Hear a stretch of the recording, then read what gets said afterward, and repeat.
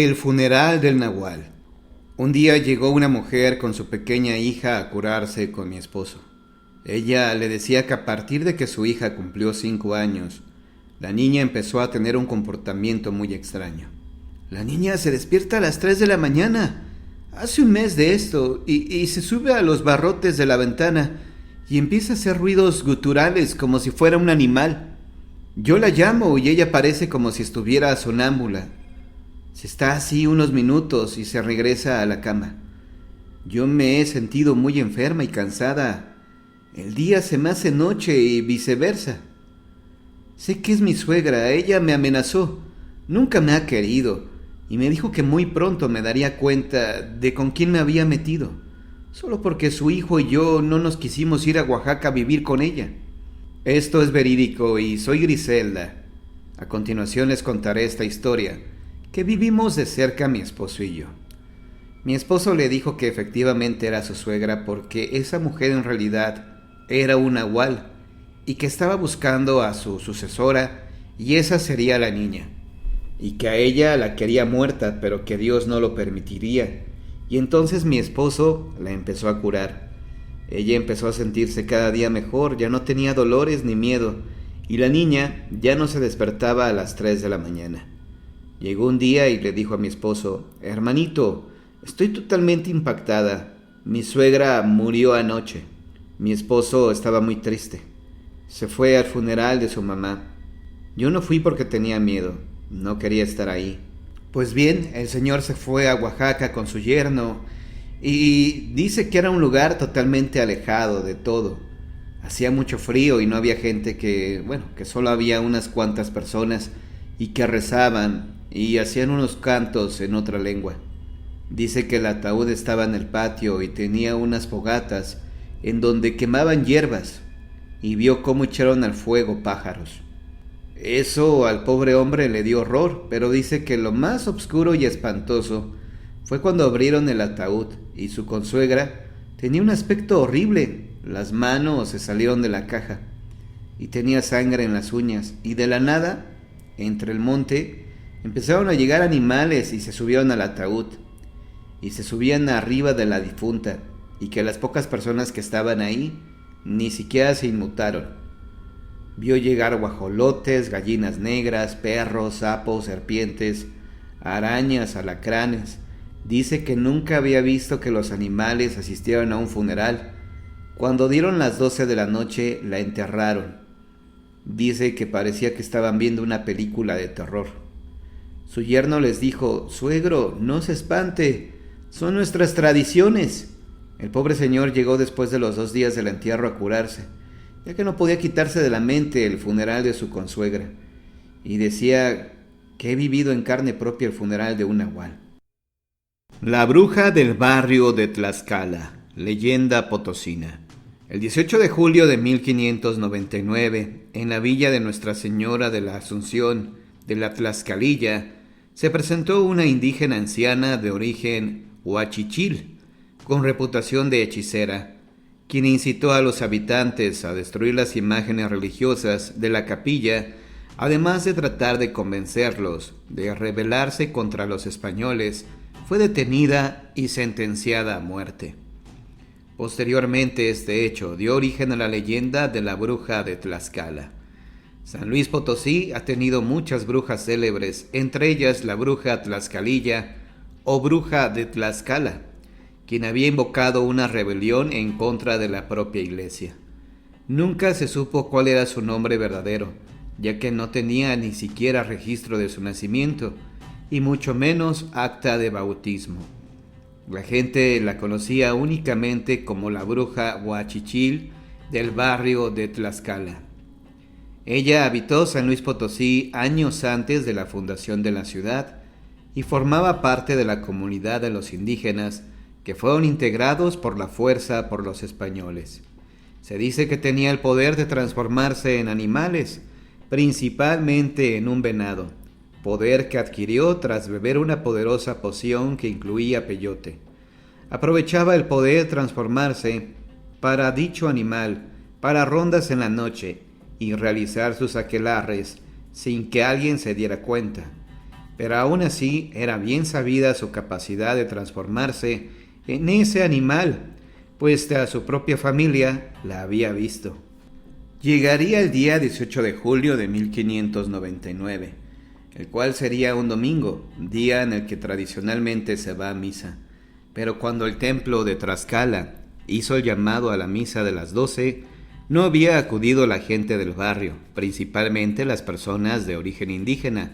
Al parecer, la bruja tlaxcalilla había invocado a una rebelión en contra de la iglesia, la cual convenció a la mayoría de los indígenas, quienes en primer momento se resistieron a atender el llamado a misa. Ese mismo día, una muchedumbre de rebeldes iría a la iglesia de Tlaxcala, pero en vez de rendir culto al dios cristiano, comenzaron a lanzar piedras contra éste y saquearlo. Los mismos hicieron en el barrio de Santiago, donde la bruja lograría convencer a los indígenas de este lugar y oponerse a la iglesia. Sin embargo, su rebeldía ya había llegado a los oídos de las autoridades, en concreto de Gabriel Ortiz Fuenmayor, quien sería el encargado de la justicia de la región. Él fue de inmediato al barrio de Tlaxcala y frente a todos sus seguidores, cogió a la mujer del cabello para enjuiciarla por los delitos de brujería y rebelión. A pesar de tener un gran número de seguidores, muchos declararon en su contra confirmando su habilidad de transformación, por lo que la autoridad no dudó ese mismo día sentenciarla y hacer efectiva la sentencia, la cual se dictaminó de ser ahorcada hasta morir. Cuando se le colgó, no parecía morirse y se mantuvo con vida mucho tiempo mientras gritaba improperios y maldiciones contra sus enjuiciadores y el pueblo en general. Finalmente murió y la autoridad decidió que su cuerpo quedaría colgado 3 días como escarmiento a aquellos que practicaban la brujería. La sorpresa llegó cuando al día siguiente el cuerpo de la bruja ya no estaba. Algunos señalan que fueron sus seguidores quienes la descolgaron, pero otros aseguran que ella misma se descolgó. Huyó para poder fraguar venganza contra el pueblo de San Luis Potosí.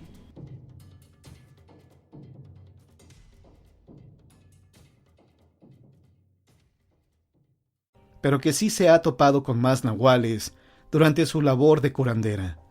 El más reciente fue hace como 5 años. Había un señor al cual le iba mal en todo.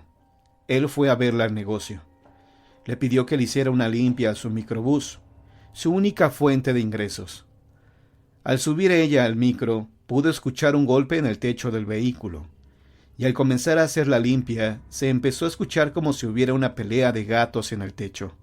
Detuvo entonces su trabajo para salir a preguntarle al señor si de casualidad había matado a un gato dentro del vehículo, a lo que el señor respondió: «Sí, pero... de eso hace mucho, señor». «¿Pero le quitó la vida?», volvió a preguntar. No sé si haya fallecido, porque le di de tubazos y bajé por una bolsa para meterlo, pero cuando regresé ya no estaba».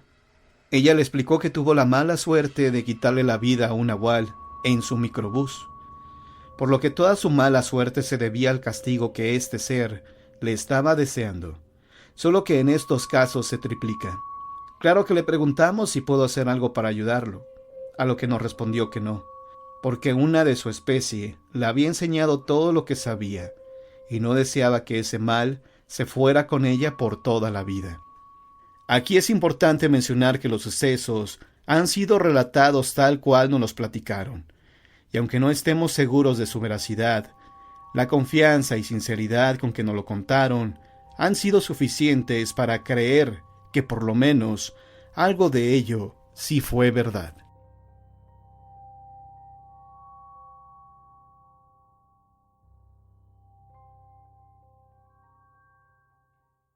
La novia fantasma. El día de su boda, una novia se entera que su prometido tiene una amante. En lugar de cancelar el compromiso, se casan y se van de luna de miel a Cuernavaca. En el trayecto, ella comienza a reclamarle por su infidelidad. El esposo, al sentirse descubierto, se orilla en la carretera para aclarar la situación. Salen del auto y comienzan a discutir acaloradamente. La mujer se altera más y le da de cachetadas. El novio pierde la cabeza y saca una navaja para espantarla, pero ella, sin intimidarse, se le va nuevamente a los golpes. El hombre la apuñala en varias ocasiones, dejándola tirada sobre la carretera. Creyendo que ya estaba muerta, sube a su auto y se da a la fuga. La mujer, como puede, se pone de pie y pide ayuda al primer automovilista que pasa. En este caso, a un trailero. El buen hombre se detiene para ayudarla y la lleva a un hospital de México, pero ella ha perdido mucha sangre y a los pocos minutos fallece. Cuenta la leyenda que si manejas solo y por la noche en la carretera México-Cuernavaca, a la altura de donde está el monumento a Morelos, se te aparece la novia apuñalada pidiendo un aventón. Si no te detienes, de todas formas se te sube al auto y la puedes ver por el espejo retrovisor, sentada detrás de ti.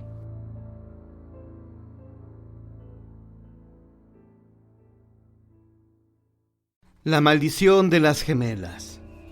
Esta leyenda se repite con frecuencia en los poblados cercanos a las carreteras, aunque no se tiene la certeza del lugar exacto donde sucedió esta tragedia. Karen y Carla eran unas hermanas gemelas de 8 años y acababan de mudarse a la ciudad. Sus padres trabajaban la mayor parte del día, por lo que estaban bajo el cuidado de una niñera. Luego de casi 3 meses de haber llegado a este sitio, la niñera enfermó, por lo que ese día no pudo cuidar a las gemelas. La madre pensó en faltar al trabajo, pero Karen, la mayor, había nacido apenas unos minutos antes. Dijo que no se preocupara, que solo eran unas cuantas horas y que nada malo pasaría. La madre, confiando en las palabras de su hija, les preparó unos emparedados y se dirigió rumbo al trabajo. Todo transcurría en completa calma. Ya casi anochecía y las gemelas se divertían fuera de su casa. En innumerables ocasiones los padres les advirtieron no jugar cerca de la carretera, porque era muy peligroso, y hasta ese momento habían acatado la orden. La madre estaba por llegar y las niñas la esperaban sentadas, junto a la autopista. Cuando vieron que el auto de ella se acercaba, se pusieron de pie y comenzaron a gritar con alegría. ¡Mamá! ¡Mamá!, exclamaban varias veces.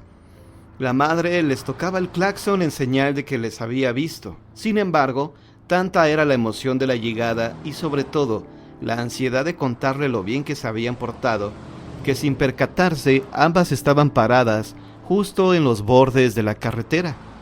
A lo lejos apareció un camión que circulaba a gran velocidad. Al chofer le era imposible ver a las niñas, ya que se situaba casi al terminar una curva. De pronto, solo un fuerte golpe y los gritos desesperados de la madre se escucharon. El vehículo pesado atropelló a las gemelas y ambas fallecieron al instante. Los padres de las gemelas se hundieron en una fuerte depresión, que solo superaron un par de años después. Finalmente, con el trabajo y con el apoyo de sus parientes, lograron recuperarse de tan fatídica pérdida, pero jamás pensaron en mudarse de casa. Pese a la tragedia, decidieron continuar su vida en ese lugar.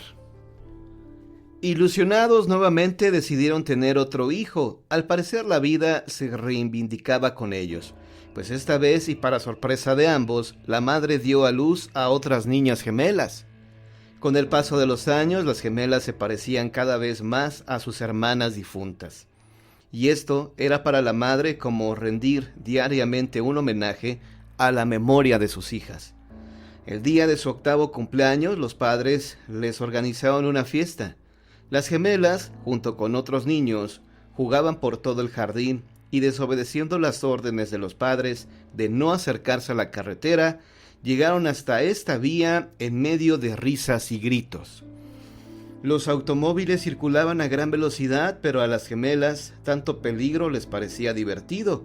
Como era su cumpleaños, ellas creían que ese día podían quebrantar las reglas impuestas por sus mayores. Por tanto, se tomaron de la mano y echaron a correr. Sin embargo, al llegar a los límites de la autopista, se detuvieron abruptamente. Todos los niños gritaban, pues los carros pasaban rápidamente. Los anfitriones y los papás de los niños corrieron hasta el lugar para ver qué sucedía, y cuando miraron a las gemelas a punto de cruzar la carretera, la madre gritó terriblemente. Con lágrimas en los ojos y visiblemente angustiada, corrió hasta ellas y les reclamó por haber desobedecido. Las niñas respondieron al mismo tiempo: si no pensábamos cruzar, ya nos atropellaron una vez y no volverá a ocurrir. Desde entonces, se dice que Karen y Carla reencarnaron en sus hermanas, que tenían un comportamiento muy extraño, por lo que se convirtieron en unas niñas solitarias. Nadie supo lo que pasó con ellas. Lo cierto es que sus padres decidieron mudarse de casa, para evitar que una nueva tragedia empañara su felicidad.